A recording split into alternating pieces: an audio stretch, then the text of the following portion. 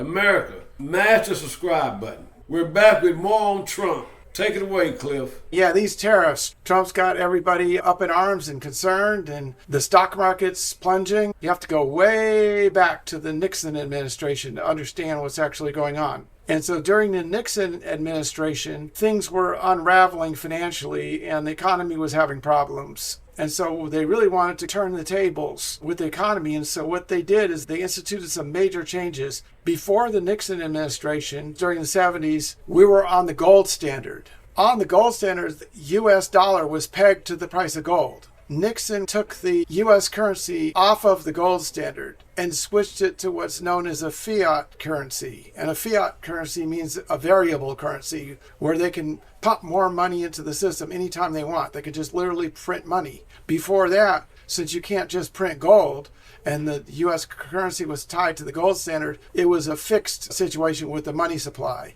Their goal was to make it so that the U.S. dollar was the currency of choice for trading worldwide. So when any trading was done, it would go through the U.S. banking system, the SWIFT system for settlement. And so the U.S. switched away from manufacturing and switched to financialization, which is instead of making money being a world leader in manufacturing, they took manufacturing and moved it overseas to China and all these other places. In Germany, what they did was they replaced manufacturing as a source of income in the world economy with financialization, which is where the banks make money, and that became a larger and larger part of the U.S. economy. The U.S. has been running the banking game for the last 55 years, but the thing is that other countries have really become sick of it because the U.S. asserted themselves basically as a middleman in world transactions, where every time any money moves all around the world, the U.S. is getting a piece of the pie, and the U.S. pulls a lot of other stunts having to do with money.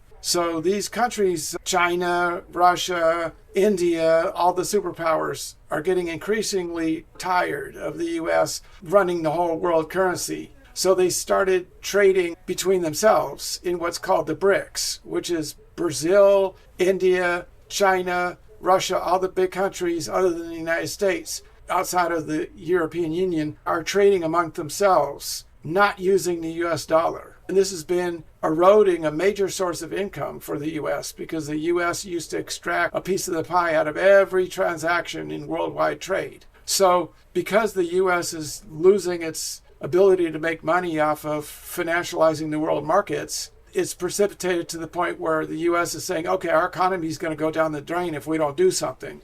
They want to get back into manufacturing now. They sold everybody out 55 years ago and started moving manufacturing overseas, and then all those manufacturing jobs went away from the U.S. And now people that used to work in manufacturing, they used to actually make something. Now they're just pushing shopping carts at a grocery store, working as a checkout or working as a logistics person, moving product from the port to a warehouse and then from the warehouse into your Walmart and stuff like that. But nothing's made here in the United States anymore, or very little. And now this is a move to bring manufacturing back to the United States. Now, to what extent that's possible remains to be seen. It might be too little too late. And the economic hit that the United States is going to incur because of this is substantial. It will raise inflation. Stock prices are plummeting. It's going to be painful medicine. But in the long run, it may be a good thing because they're planning to bring manufacturing back to the United States and have Americans actually do something useful instead of just working in the service industry. Before people, they were proud and they used to make things.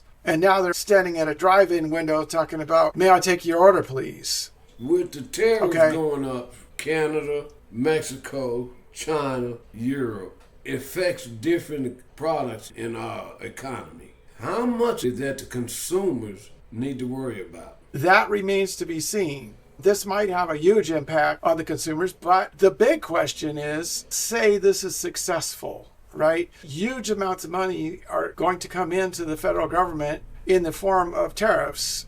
They can partially offset the debt that the U.S. has, but also the big question is, where's this money going to go? If the idea is to bring in these huge amounts of money from tariffs and then get rid of the income tax, because the income tax hits the working man the hardest. The ultra rich and the big corporations, they figured out a way to escape out of their taxes. They don't pay the heavy taxes. They are professional tax evaders. And the average working class, the middle class, anybody that's not ultra rich, they're the ones paying for everything because they're the ones paying taxes. So this whole thing with the tariffs begs the question, if they bring in massive amounts of money into the federal government through tariffs, are they going to eliminate the income tax and give the average person a break? In that case, the cost of goods and the cost of food and the cost of products and the cost of automobiles and everything goes up. But you have more money because you're not paying income tax anymore. That offsets it. You're still okay.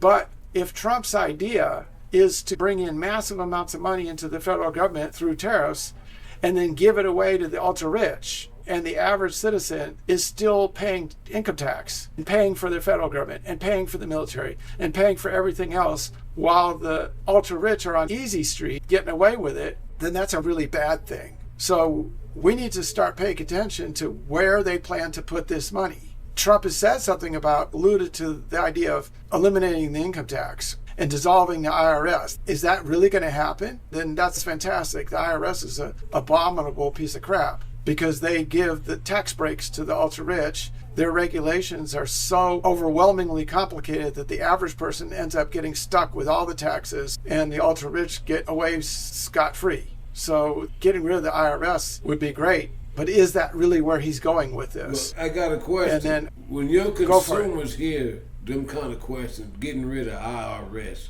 does that put them in a panic mode? No, that should put them in wild rejoice. They should be having a party because the IRS sucks the life out of the middle class and the poor and lets the rich get away scot-free. There's so many loopholes written into the tax legislation. The ultra-rich and the corporations get away with murder. So the average working man ought to rejoice at the idea of getting rid of the IRS because the IRS doesn't let the average working man get away with squat. He has to pay his tax bill, and the ultra-rich, they get away paying damn near nothing. Back to your question about how this is going to impact the U.S. as far as like food prices, it could end up causing certain kinds of food, the ones that are imported from foreign countries and from South America and from Mexico and from Canada. It could make those types of food items like avocados, tomatoes and stuff, it could make those go up quite a bit. It could make other food items go down, food items that are made in the United States. So it remains to be seen what the overall effect is going to be on food. As far as other items,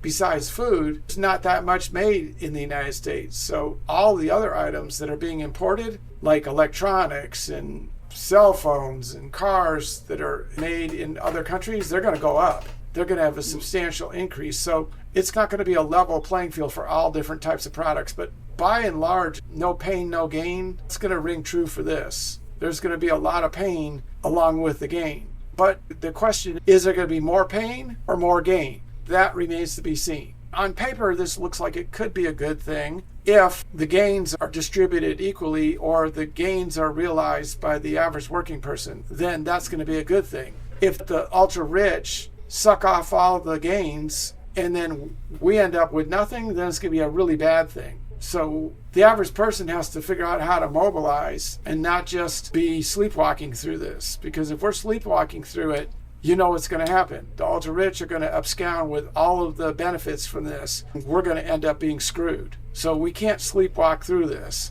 We got to be paying attention to it. We got to mobilize and demand that our situation improves and that this doesn't just go to the ultra-rich. You got any other thoughts closing out or? Yeah, we're going to close out. My brain is not working right now. You know, Dale, I think that's true for damn near everybody on this subject because when I started looking into it, even with my background in all these different areas that I've been talking about, this gave me brain damage just trying to analyze this thing and put the pieces together. This is a complicated bunch of mess, and I think that a lot of people feel exactly like you do. They just glaze over and they're like, wow. They don't know what to make of it. That tends to make people just freeze up and do nothing. They're like deer in the headlights. But I'm telling you, let's stay on top of this because this is not the time to be a deer in the headlights because you know what happens to a deer in the headlights. They're out in the middle of the road, they look up and they see the headlights and then the car comes and wham! And that's a problem. They get run over. Yep. And so we're going to hit this again and again on this channel because we need to be aware of what's going on and the squeaky wheel gets the grease. And so we need to be the squeaky wheel and not let this thing just run over us while we're sleepwalking through it. Because the ultra rich, they're not sleepwalking. They're going to position themselves where they get to suck up all the proceeds from anything that's going to happen, leaving us with nothing. Our situation will get worse. So we can't let that happen. We got to stay on top of this. Absolutely. And with that, we'll call it a wrap. America, we enjoyed you. Go to the subscribe. Please, America, please hit the subscribe button. Y'all have a good night.